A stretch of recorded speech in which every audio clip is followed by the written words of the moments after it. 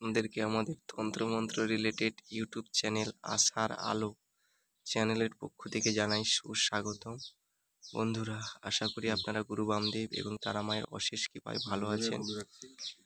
আপনাদের দোয়া আশীর্বাদে আমিও ভালো আছি। বন্ধুরা, আজকে এমনই একটি কাজ করব যে কাজের ক্ষেত্রে যে কোনো ব্যক্তির কর্মবন্ধন, বিবাহ বন্ধন, বশীকরণ, বাধা, যে কিছু তার ব্যক্তির জীবনে গ্রহগত সমস্যা থাকলেও সেই সমস্যা কেটে যাবে। এমনই একটা আজকে আমি বজ্রাসনের কাজ করব।